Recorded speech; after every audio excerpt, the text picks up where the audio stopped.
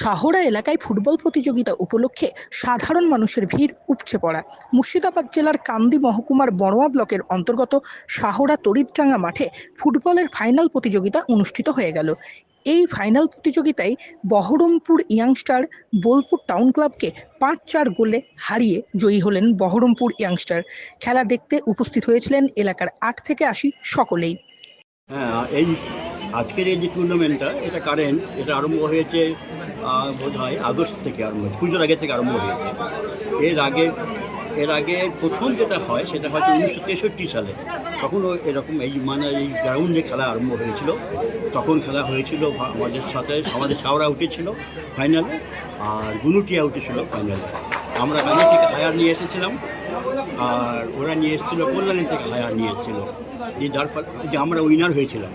Winner হয়ে আমরা তখন সে কাপ পেয়েছিলাম। তার থেকে 63 সালের পর থেকে আর কোনো খেলা হয়নি। তার ফলে এখনকার যারা প্রজন্ম তারা আবার নতুন করে এই খেলাটা পরিচালনা করছে। হ্যাঁ, এই জন্য আমি ওদেরকে ধন্যবাদ জানাচ্ছি আর কি, যাতে আবার নেক্সট ইয়ারে যাতে আরও আবার পরিচালনা। কি নাম আপনার? হ্যাঁ, আপনার নাম? আমার নাম হচ্ছে দেবদাস রায়, আমি কান্দি রাজ কলেজের প্রাক্তন গ্রন্থাগারী।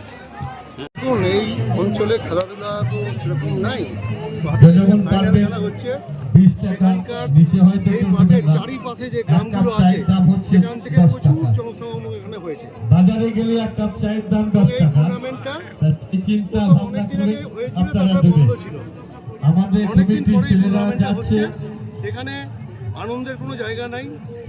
দুর্গোৎসব আমাদের সবচেয়ে যে বড় দুর্গোৎসব, ওটা শেষ হয়ে গেছে। এখন লোকের মাঠে ধান চাষ তুলছে, এবং এরপরে পূর্ব দিকে যদি কমিটির ছেলে থাকো, এলাকার লোক পূর্ব দিকে যদি কমিটির ছেলে থাকো, কি নাম আপনার? তোমরা চাদর নিয়ে একটু বড় কাটা।